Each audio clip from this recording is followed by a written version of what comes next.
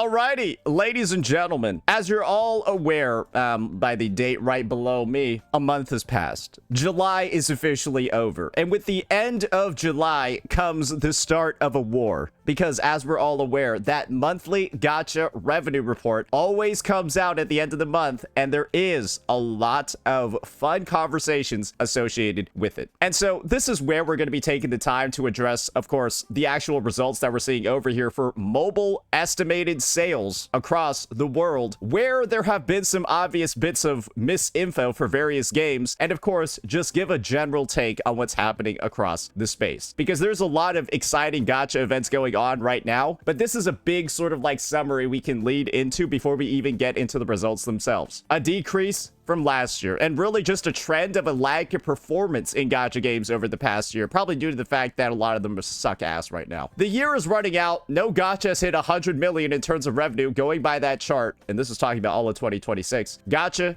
is dying. So do keep that in mind as we sort of like preference, or as we sort of like preface this discussion over here. Stuff's going down, so you're just going to see numbers that are not even close to what they were 365 days ago. So let's just go ahead, let's get right on into it and see what 2026 is looking like down here. We're actually going to be going in reverse order this time because, well, when you see what the top earners are earning, you'll understand why. All right, so at the very top over here, we've got 56 million in mobile estimated revenue, right? Going up about 22 compared to last year or last month. And that is going to be, well, you probably guessed it, right? That's going to be Genshin Impact. And it's not too surprising at all that Genshin Impact would farm numbers like this, but a lot of people can say it's disappointing that Genshin Impact would farm numbers like this, because what Genshin just had was version 6.7. And let's look at what was on banner in version 6.7. Luna 8. Are you ready?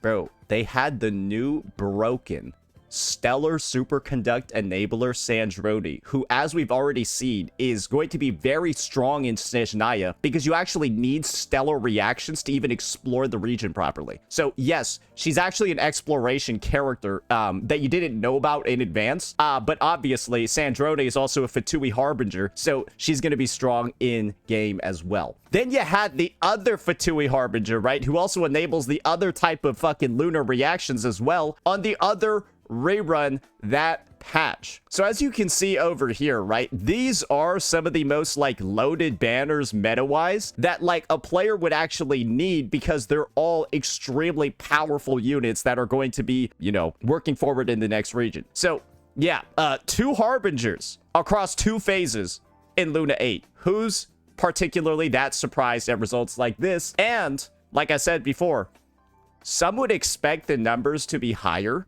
given the importance of those 2 characters in the story. Some people say, why isn't this like 70? Why isn't this like 80? They just ran the 2 Fatui Harbingers. You get what's going on over here, right? And so now we got the next game, which is going up about like 15 million or so. I think it's like 14 and a half compared to last month. And, well, you're probably going to recognize this name. That's Honkai Star Rail. But guess what, guys? This is during the Fate collaboration. Yeah, that's a 43.08 during the Fate collaboration. And I think the best way for us to compare some of these numbers is to take a look at when the Fate collab was in 2025. When was that one? It launched on July 11th, 2025. Okay, let's look at the July gacha revenue then for 2025. Let's take a look at that. Just see where HSR was over there. Ooh, that's not good. Yeah, that was HSR last year, boys. Yeah, that was the Fate collab last year. Finon carried it hard. Oh, okay. I guess Himiko's actually like lore accurate then. She's just dead, right? Or she's just like a fucking decomposing corpse, right? Like I didn't see the story. So yeah, like you get what I'm trying to put down. That's rough. Comparatively, right? That's rough. And when you look at the results from 365 days ago, like I was saying, when you think about the idea of gacha games shrinking, right? Gacha games dying, or specifically Hoyoverse gacha games dying, right? This starts to make a lot more sense. doesn't it? I don't think I really need to speak anymore over here. Obviously, the Fate collaboration this year was just completely brought down by the fact that last year's was so fucking bad. And the end result is that people, I think, don't even take the Fate part of this collaboration even slightly seriously as players. And then the end result is like the units aren't even like that strong meta-wise, and then the draw of a collab isn't even getting people to pull the units either. It's like the reverse Cyberpunk effect, where people just pulled the Cyberpunk units like Lucy and Rebecca and their weapons, even though they're not necessarily tier 0 strongest units in the fucking game. And like, well, Fate, they're not bringing anything crazy to the table with the collab, so there's no reason to pull the characters at all, because you don't pull them for like the story, you don't pull them for being like cool collab units. I guess it's just like skip because they bombed the collab last year, and so we don't give a fuck about it this year. I just assume that's the case because the engagement across these banners as well, content surrounding it, bro, nobody's getting any views on it either. So yeah, I think that's just what's going on. I don't think it's much of a surprise over here. And apparently people have like the sales data as well for like various units, and like somebody made like this goofy ass looking little table to like talk about the rankings of various main pushes in HSR's history. And so we can see over here, right, all of like the main push units, the Acheron, the Fireflies, the Phase Xiaos, the Castorices, Phinons, the Sirens, the Silver Wolf level 99s, they all peaked at like 1 or 2 in JP and CN. And then you can see all the other regions over here. And yeah, their app magic average over the first 3 days was like in the single digits, but then this bitch dropped down to like fucking 15 or some shit. So yeah, basically she's the least popular main push unit they've ever had. And these are the other previous main push units. Silver Wolf was the anniversary unit. So yeah, they try to make her the next Phinon following Castorus, but she's more like a wet blanket. I don't know what else to say, bro. Basically, not very good either, right? And that's going to be HSR following Genshin. And now we got Zenless Zone Zero. Yes, you probably were just you probably just knew that this was going to be ZZZ right off the bat because it's starting from a really fucking low number. Yes, that is basically a 9.7 over here, going up to a 36 on the right. So a big increase of about, well, 26 million in the month. And we all know what's going on, what's surrounding Zenless Zone Zero, right? We all know what's happening over here. This game is on one of the most diabolical sort of like spending anniversaries I think anyone has ever seen, where you have the combination of like, well, obviously Remiel, you got the spending event, you got the double top-up bonus too, and you got a bunch of like other banners as well with like their reruns, their exclusive like no 50-50 loss reruns and stuff like that too. This is easily, I think, like the ZZZ event or like the ZZZ sort of like update where spending has been incentivized the most,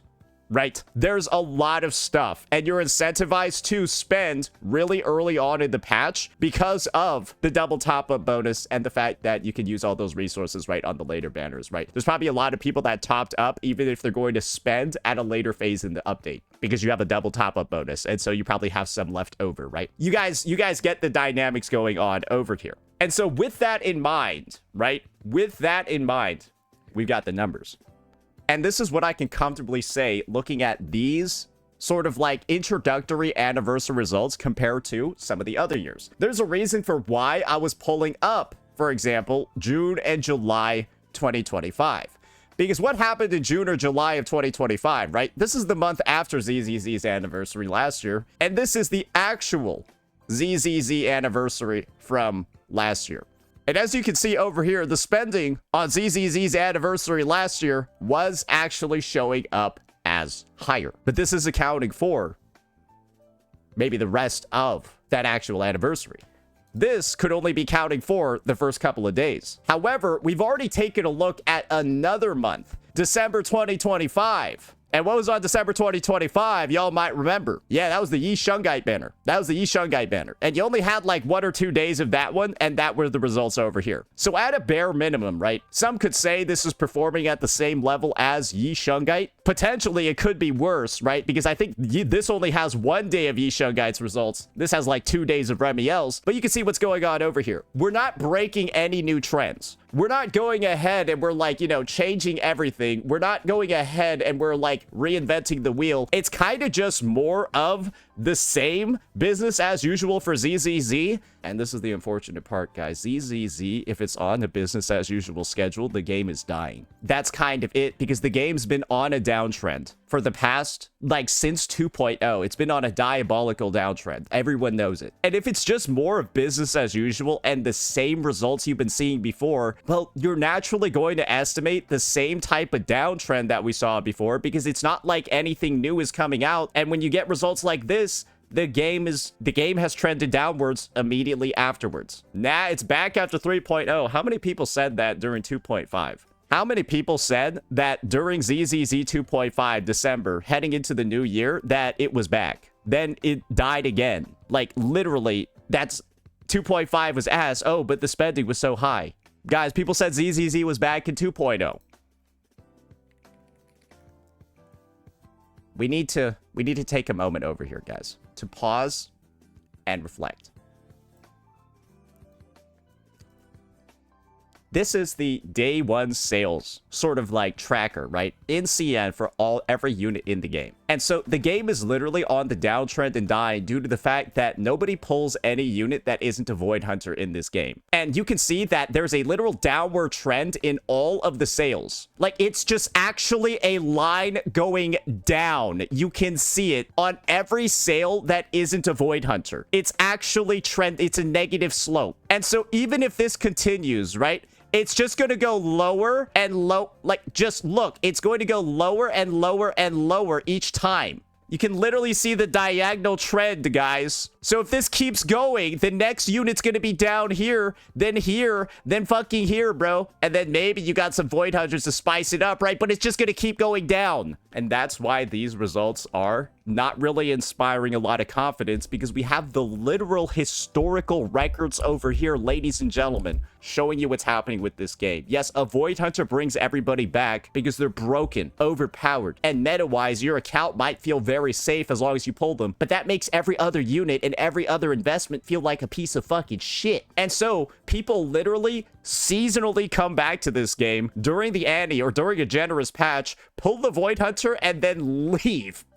And that's what's been happening every fucking time. And now people are celebrating that there are a bunch of tourists coming back to spend for one patch just so that they leave immediately after the Void Hunter update is gone. And it's happened over and over and over again, from here to here to... This is the 4th time it's happened, and yet people are going to tell you something different's going to occur again. This is the 4th time this has happened, and you're expecting different results. Maybe it will be different this time, but I'm gonna go with history and just say it's another flash in the pan, just like the other last 3 Void Hunter releases were flashes in the pan before the downfall. You can deny it if you want. The numbers are real, and they don't look very good for this game. Now, though, we got to get to the next topical area, and this is going to be the one that already has the space exposing themselves in terms of what their goals actually are in gacha discourse. And that is, of course, Wuthering Waves showing up only in 6th place, dropping down 4 positions, and of course, losing about $8 million in revenue compared to the prior month. Well, this is what's happening over here. Wuba's down to 26. And guys, there's already been a lot of people celebrating. Are you ready for this one? Are you ready for this one? Guys, they're celebrating, right? They're already ready for the memes. But this is the reality over here, right? I want to use this account in particular as the best sort of judge for why gacha discourse is such a goofy, fundamentally wrong thing to participate in. This account is called Arc Big Fan JP with a Yvonne profile picture from Arknight's Enfield. This is a Neverness to Everness background. It's actually the login screen from 1.0. And as you can see over here, right, there's all these posts, you know, talking about how Wuwa's getting mogged over here by the big 3 Hoyo games. Do keep in mind their username and their banner, right? These are the actual placements of Arknight's Enfield. It lost money compared to the last update on their soft half anniversary relaunch. Their half anniversary relaunch for 1.4, it lost money compared to the last month. Bro, this was supposed to be the update that saves the game. The most quality of life they've ever put in, right? All of that stuff. Apparently the best story. And you did worse than last month. That's not really a great look, is it? And then NTE also is going down. So it's like, do you see how the gacha discourse actually is? Guys, you have people LARPing, cosplaying as fans of other games just to like try to insinuate that Wuthering Waves is like hated across the gacha space. This is literally just a Hoyoverse player pretending to be an AKE and NTE player to take shots at Wuwa. But like, obviously, that's very, very, very confirmed now because they just completely forgot that AKE and NTE were on this gacha revenue chart as well. Bro, they just forgot that their games were on the chart as well. And that should let you know where all of these posts trying to shit talk Wuwa are coming from. And so guys, now that I've given some of the context for how goofy the discourse is surrounding Wuthering Waves on this chart, well, now it's time for us to actually talk about these numbers. And this is going to be the easiest slam dunk of them all, because as you're all aware, I already debunked this in my last gacha revenue video. So this is a bit of a breakdown over here from Sensor Tower themselves, showing revenue, and of course showing something really important down here, the global Android to iOS ratio. What this means is that globally across the world, Wuthering Waves players play on the mobile. For every 2 Android players, there's like 1 iOS player. For every 2 Android players, roughly, there's 1 iOS player in the world. For other games, right, like Honkai Star Rail, for every 0.83 Android players, there's 1 iOS player. For Genshin Impact, for every 1 Android player, there's 1 iOS player. You get what's going on over here, right? All these other games are roughly at a 1-to-1 Android to iOS, yet Wuwa's coming in with the ratio way above everybody else. There's way more Android to iOS players for Wuwa compared to the other big games that you're seeing over here. Not really AKE, that game is dog shit. You get what's going on, right? What do you see on the Sensor Tower website? Read this, read this, read this. Data found here is pulled directly from Sensor Tower with the exception of CN Android estimates, which are determined by using a multiplier of CN iOS revenue.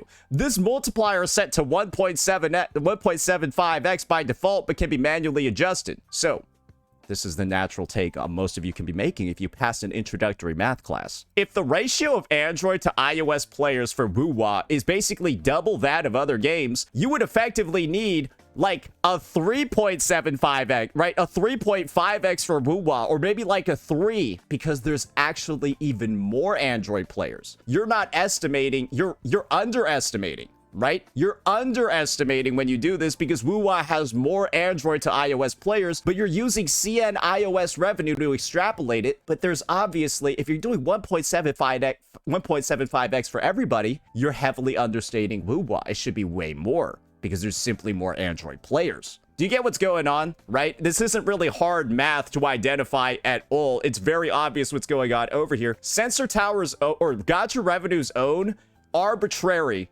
1.75x multiplier that they put on every game is understating Wuwa's CN Android revenue severely, to a degree that's almost criminal if you're going to be using it for these kind of like tribalistic comparisons, right? And that's the first expose that we're going to be doing here regarding that 26 million. It's already understated at a baseline, and there's no way anyone can deny that because we're using Sensor Tower's own numbers. Where's that 1.83 coming from? That 1.83 is coming from the actual revenue projections they're able to get from the global Android and the global iOS side, and then they can actually see the players as well. Right. You can see, like, they're just getting the ratio from this. They're dividing the 14.69 by the 7.88, and so they're literally, that's where the revenue is coming from, right? 1-to-1 for these other games, yet Wuwa's out here with that big old massive, well, it's almost 2x, right? On the iOS side. You get what's going on. All the other games are 1-to-1, if not lower. Maybe a little bit higher. Well, Wuwa's basically at a 2-to-1. So what does it mean over here if you're using the same number for everybody? When Wuwa's already shown that they're at a 2-to-1. This should be almost doubled, is what I'm saying, just for Wuthering Waves. Okay, sorry. I just need to take somebody from chat. Isn't it the same for ZZZ? No, retard, because Zenless Zone Zero is literally shown right here as a 1.21. It's like actually right there. So this is the type of individual that participates in Gacha discourse. They're not able to identify that Zenless Zone Zero has their own column, and it actually shows their Android to iOS ratio right here. That is the average ZZZ defender. They literally have no idea that it was even on the chart, and they're asking questions to try to invalidate the data or defend the game. Guys, what the fuck? The table's right fucking there. It's right fucking there. Like, how are we not able to identify that it's on the...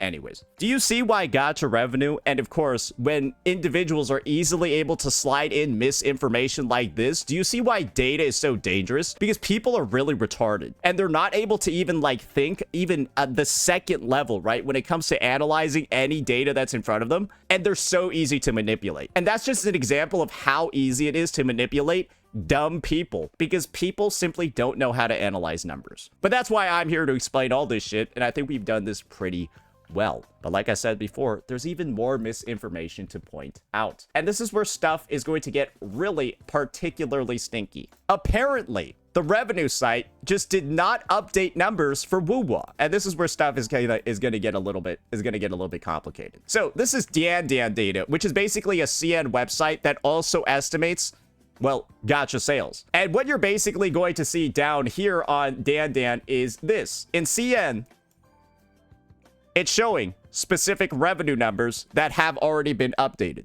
But then apparently on the Sensor Tower revenue from today, right, which is the one that Gacha revenue is pulling from, it just gave the same shit from last month, which is Yang sales, blah, blah, blah. So what people can effectively say is that CN's data on the chart that you're seeing is just copy-pasted from last month. It's just copy-pasted from last fucking month, bro. That's what's going... And guys, this is the reality of Yang over here. She did not do well as a banner. And this is where I get the opportunity to say I was right. Because it's really just this simple. I think that Yang as a character and the 3.5 story were not really that conducive to a lot of sales and a lot of popularity. There's a reason why I made this video down here, and now we're seeing that Yang herself didn't particularly have any stellar results. I knew this was coming as well, but the revenue and everything else associated with it, guys, it's still understated.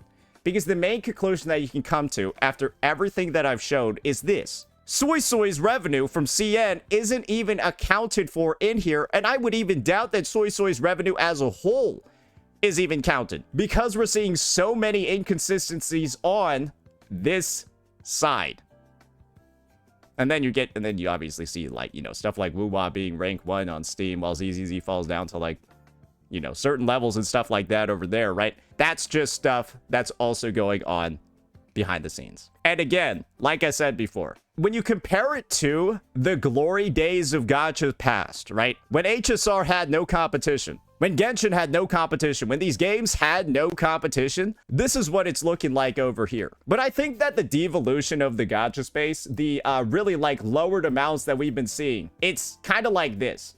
I think it's a result of this, right? A lot of games have really damaged the Gacha space by presenting themselves as like this high quality game, and then players just end up feeling rug pulled by developers, where it feels like they created these games not to like make a good game, but to like extract value out of you as a player and not give you anything back in return. And the thing is that I think a lot of people have been burned by 2026's releases, particularly games like NTE, like Arknight's Enfield, like even Zenless Zone Zero, where obviously HSR and Genshin 2, right? Where obviously these games have degraded compared to last year, right? These games have all gotten worse. Genshin, Stellar whatever, Super Conduct, Lunar Reactions, more power creep. Stygian Onslaught somehow is getting worse every update. HSR, a new path every fucking year.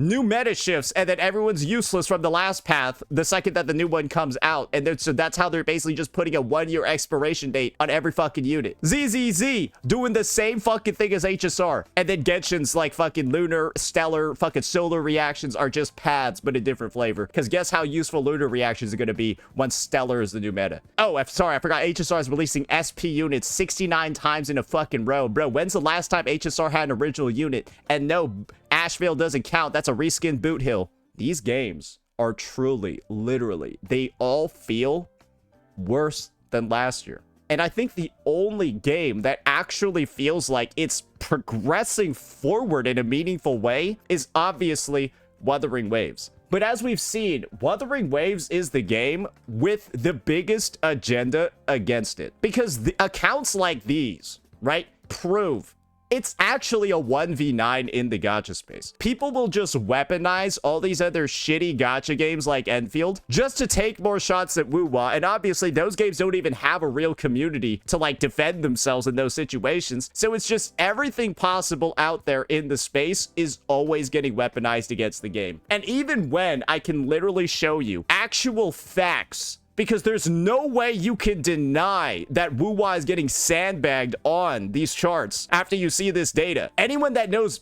general algebra or math, or has passed or taken a high school math class, can understand how shit is wrong over here. But then people will still try to use these numbers, right, to take more shots. This is the reality over here. Wuwa is always doing better than what these Hoyo shows are telling you, because these numbers have been understated the whole fucking time. And the reality over here, I think, is this is the only game that's growing. And I think that really upsets all the Hoyoverse players. This is the only gacha that is actively growing in revenue, growing in player count, growing across all of these fucking metrics. And I think it's appropriate that this chart is a gigantic middle finger, with that middle finger belonging to Imyth. Because who else is actually rerunning right now? On this update, it's Imyth on the second phase. So it's not just Soy's revenue, right, that's getting fucked over here on these charts and not showing up. It's Imyth's first rerun as well. And we all know she literally set the record in this game for spending. So probably a lot of her sales aren't being counted here too, alongside the understatement of revenue. So guys, ZZZ players, don't celebrate too early, because you always do this. And then you always get brought down back to fucking earth on subsequent banners, and you begin to realize, man, maybe we shouldn't do this every single time a Void Hunter banner comes out, because literally the game dies right after we get a Void Hunter out. And then we're like, oh, the game is dead until the next Void Hunter comes out. Bro, literally just look at what happened after Yes Shangguan. You got the Angels of fucking Delusion, followed by Sissia into Promia, into Starlight Billy, and then each banner is earning lower than before. It's setting a new sales record for lowness. Billy was the recent record breaker, by the way. Another SP. You know what's coming up. And you already know Wuwa's numbers are understated. Let's not play any games here. Because what do you think is going to happen next month? You think people are going to pull Sigrid? Bro, she looks dumb as hell. Bro, nobody's going to pull that character. You know it. Let me know what you all thought. Peace out.